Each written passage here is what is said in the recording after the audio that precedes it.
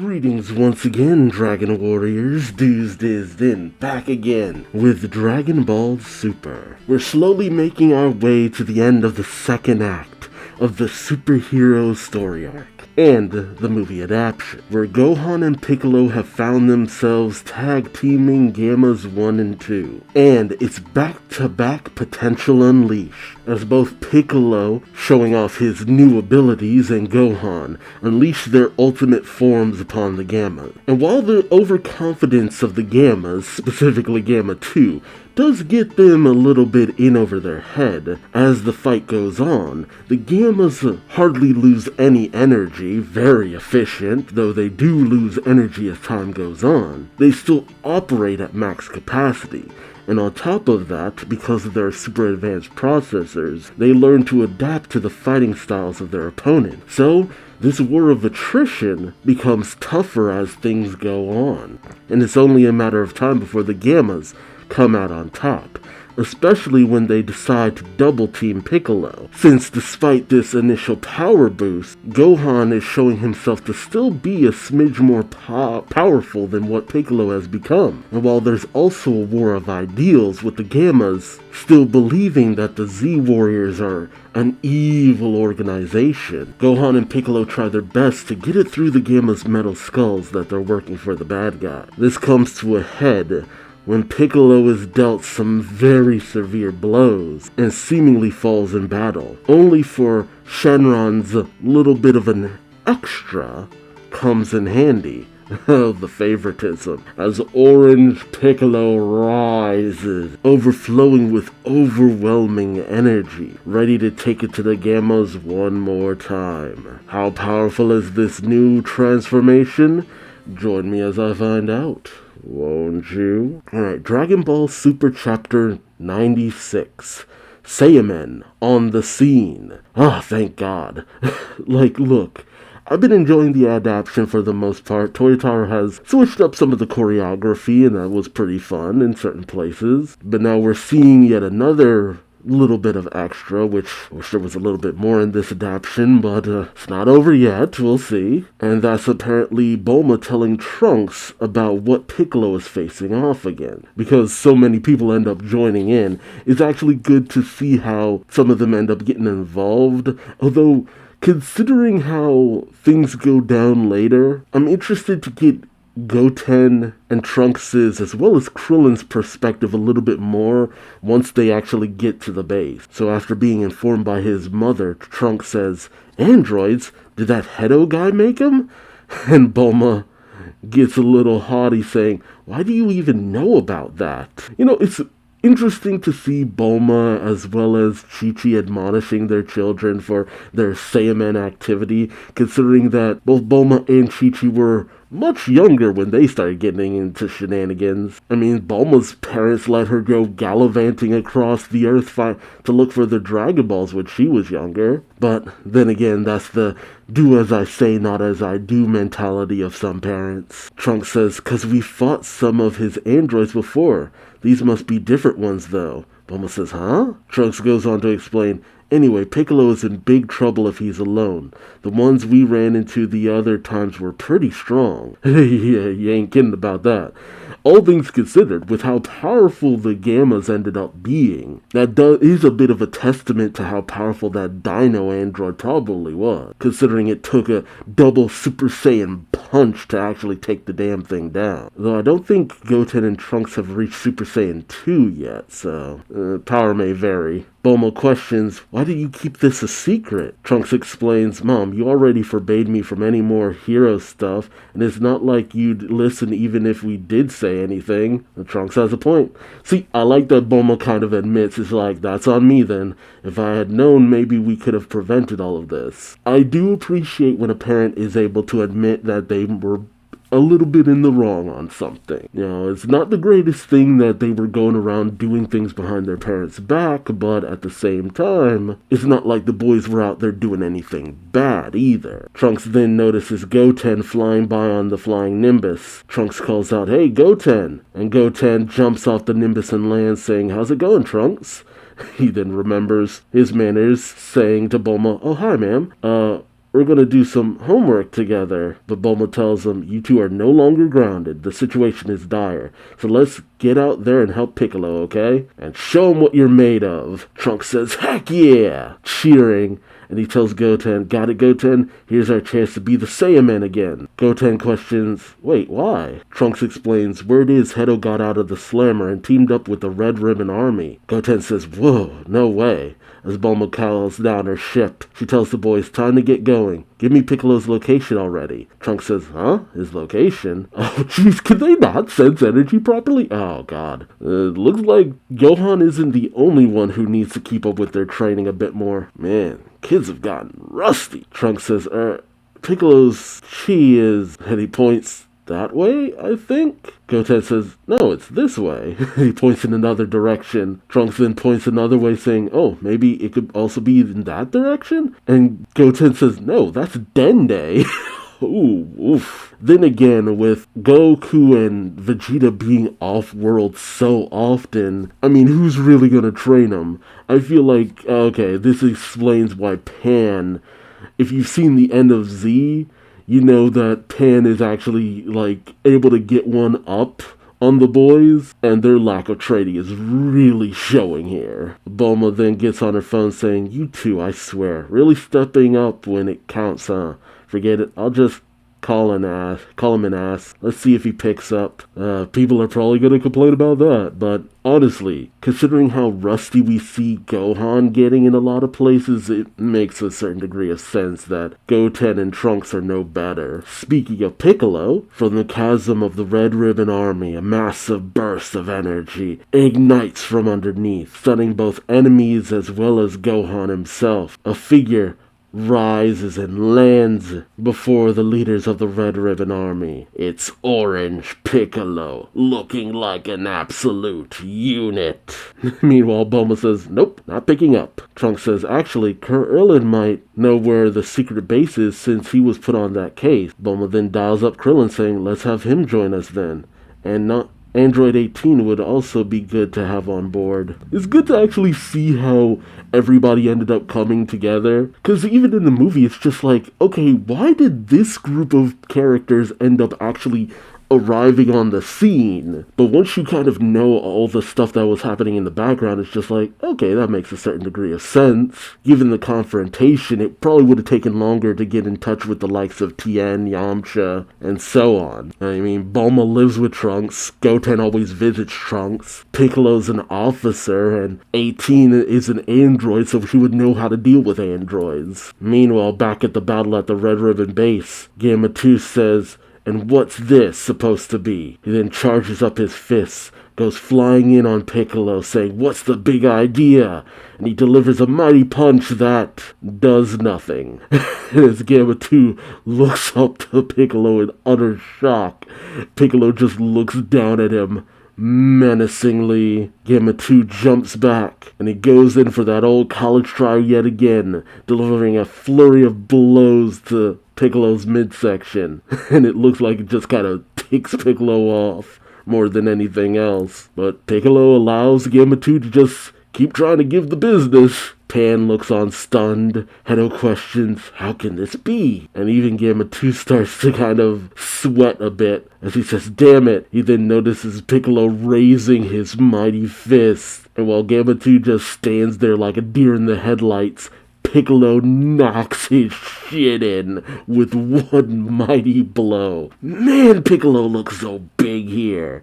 It's really when you can just linger on it that you just realize, man, Piccolo looks intimidating as shit here. I mean, the colors were cool in the actual animation, but I also kind of appreciate seeing him the way he's depicted here in the black and white with the gray tones. It just, built like a brick shithouse, man. Oof. And Gamma 2 hits the ground hard. He essentially gets Yamcha'd. Carmine and Magenta are stunned. Gamma 2 looks like he was just taken all the way out. Piccolo looks at his fist and smiles, going, Shenron wasn't kidding about that bit extra. Hedo is in bewilderment, questioning, how? And the soldiers who are still around are just like, But Magenta tells him, your mook's just gonna stand there? Fill 'em full of lead, Magenta commands, and the soldiers, looking to earn that paycheck, unload on Piccolo from various angles. For a second I thought some of these soldiers were huge, but then I realized they're on a raised platform. And the bullets, they do nothing, as Piccolo just shoots him a glare, and Magenta shirks back in terror. He slams his cigar to the ground, going crap, as his men run away. Carmen then questions, Commander, sir? Magenta looks to his private getaway plane, saying to Carmen, you know what this means?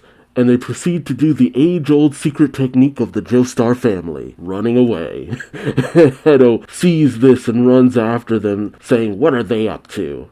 Meanwhile, Pan breaks free of her handcuffs that might as well have been styrofoam, jumps down from the balcony ready to give chase to the bad guys, and as the soldiers confront her, she promptly kicks one and elbows another, shouting to the leaders of the army, I won't let you get away, and she dashes after them. Carmine then blocks Pan's path, telling Magenta, go on ahead, sir, and he pulls out a gun and says, you little pest, and proceeds to start shooting at a child. And while Pan does manage to dodge, she gets a close call to her feet, only for a unknown shot to just ring by, blasting the gun out of Carmine's hands. And as Carmine looks over, he sees Gamma 2, questioning, explain yourself, Gamma. And as Gamma 2 rubs his very bruised cheek and proceeds to holster his blaster, Carmine says, how dare you? While Gamma 2 says, that settles it. I can tell which side fights for evil.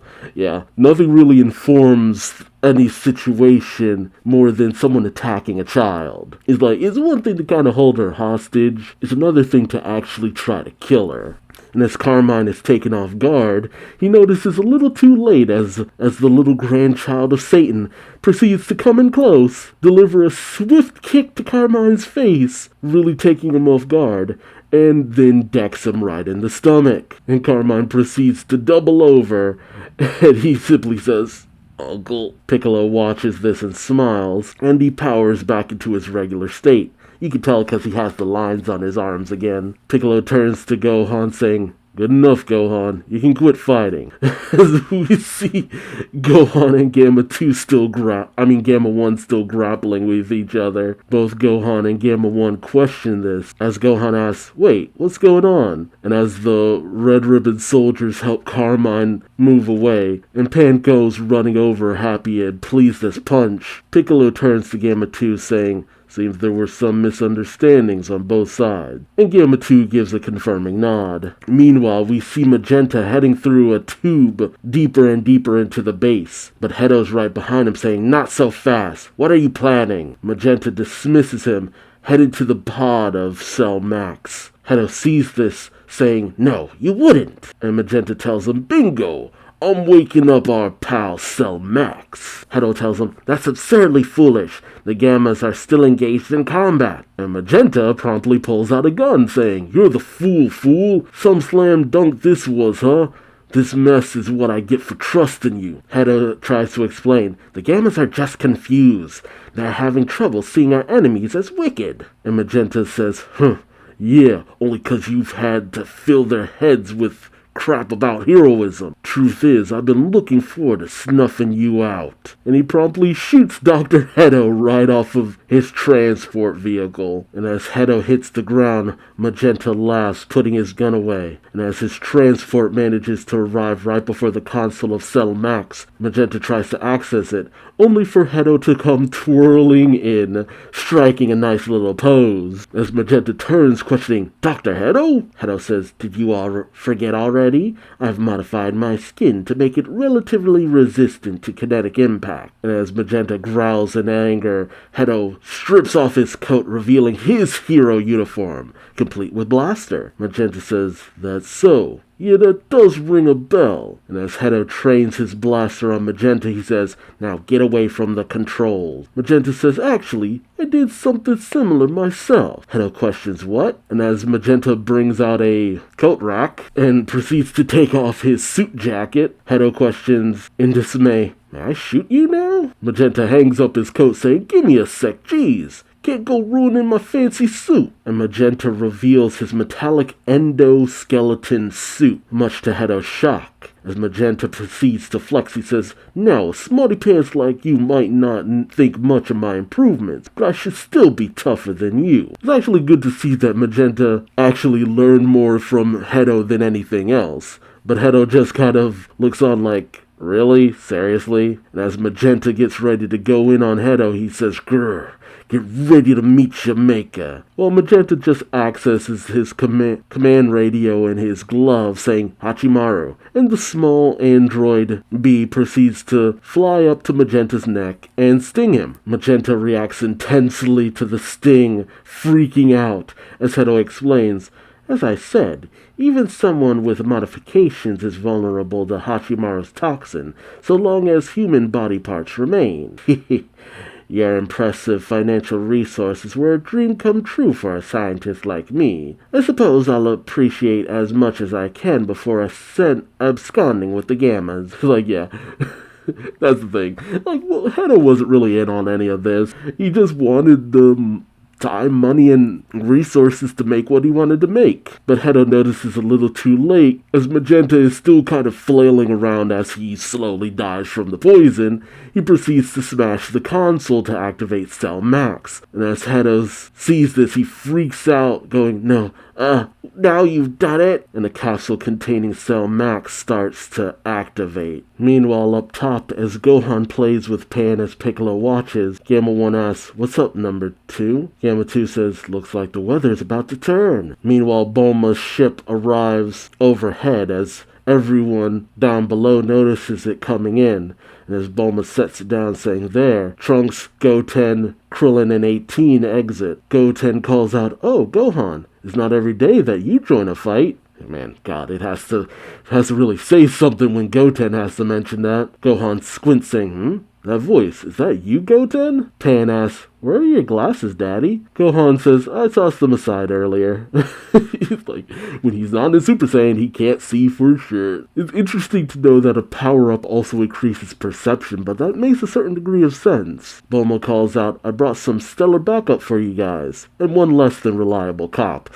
Oof. That's rough, but considering how Krillin lost them earlier in his fight with Hachimaru, although considering what we saw happen to Magenta, probably for the best he dodged that, since Hachimaru is a one-hit kill. Krillin tries to explain, "Believe it or not, the police have been trying to thwart the Red Ribbon Army's ambitions as best we could. Looks like Piccolo beat us to the punch at finding their secret base, though." Bulma ignores this, leaning down to greet Pan, saying, "Oh, look who's here. How are you, Pan?" While 18 keeps her eyes on the prize, saying, "And I suppose those are the new androids," with Goten and Trunks perking up and seeing Gamma 1 and 2. Ah, nice. I don't think this happened in the movie.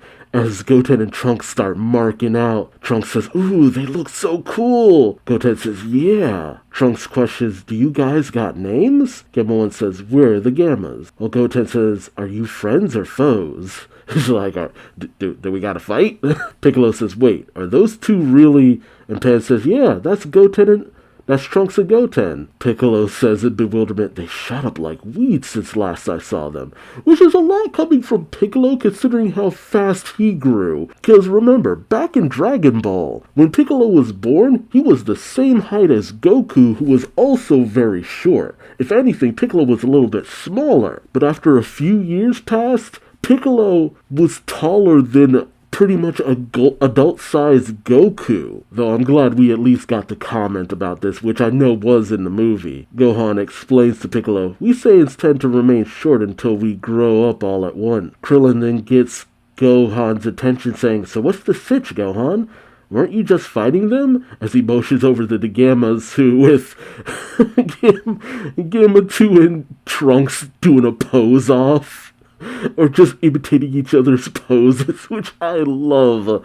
I wish we got these interactions in the actual movie. That would have been amazing. Meanwhile, Gohan squints at Krillin going, "Excuse me?" Krillin freaks out a little bit, but Gohan then says, "Oh, it's you, Krillin. Sorry, my eyes are awful without my glasses," which takes Krillin off guard.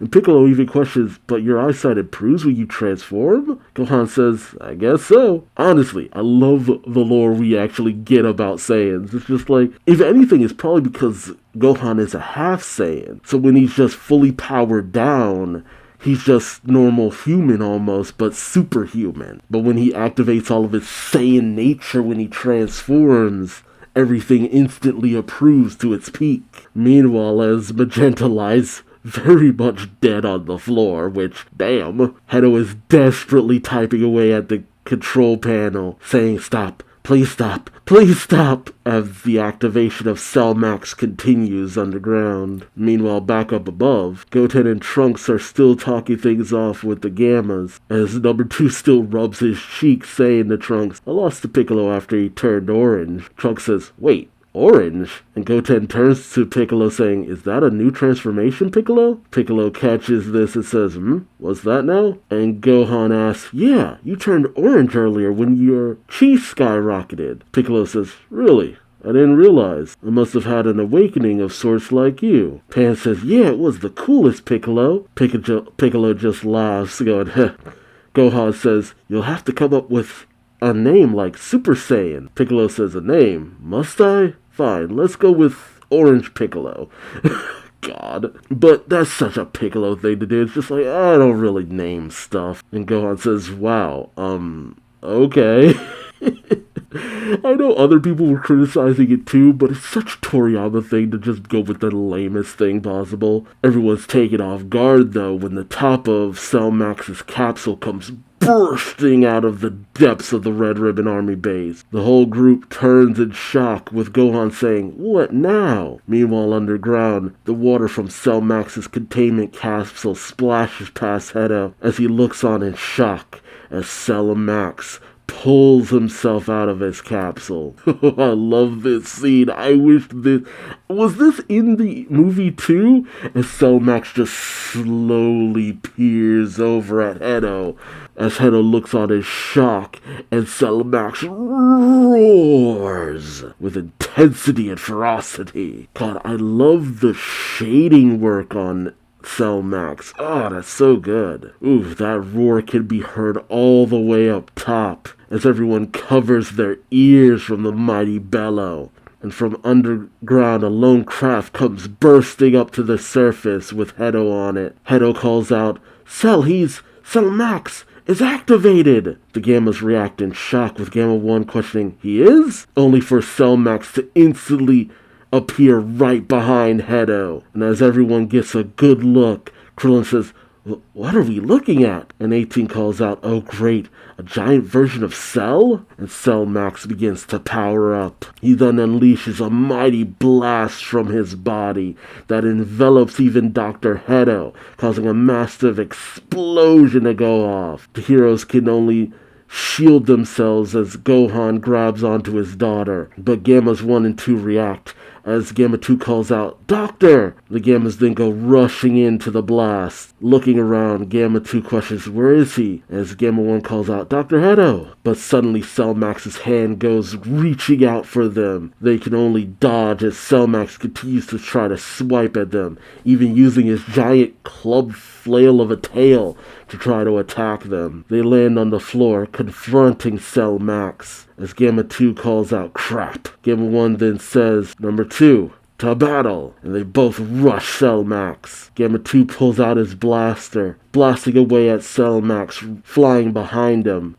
Cell Max gets visually annoyed and goes swiping at Gamma 2, with number 2 barely missing being grabbed. Because of this, Cell Max doesn't notice Gamma 1 charging up a powerful kick, and as he goes flying in, he makes contact with Cell Max's cheek, only for nothing to happen. Gamma 1 is shocked as Cell Max simply swats Gamma 1 away, with Gamma 1 being flung back by the intensity of the hit. But Cell Max then strikes out at, he still strikes again at Gamma 1 with his tail, causing one to go flying into a nearby building. Piccolo and the others look on in shock, but he then calls out, let's go too! Krillin calls out, our whole investigation was meant to prevent this, but it looks like we're in for a battle anyways. Piccolo says, "Here, Gohan, a senzu bean." And he flicks the bean to Gohan, who promptly drops it down a ravine, much like the Potara from back in the Buu saga. Well, I say ravine, but it's more of a crack in the structure of the Red Ribbon Army base. Piccolo is enraged, saying, Did you just drop it? Gohan says, "Sorry, no glasses." But Trunks and Goten go flying up, with Goten saying, "You two were just fighting, right?" Trunks says, "Take a break. We can tackle this one." Kids? Piccolo and Gohan are shocked by this initiative. As Goten and Trunks land, Trunks raises up his wrist transformation device, saying, "Ready, Goten?" And Goten says, "It's been too long," as he raises up his watch too. They both activate it, saying, "Henshin! Transform!" Saiyaman X1 strikes his pose, saying, "Here to mop up evil, leaving the world." And Saiyaman X2 says, "Cleaner than we found it. We're the cleanup heroes, Saiyaman X1 and Saiyaman X2. On the scene!"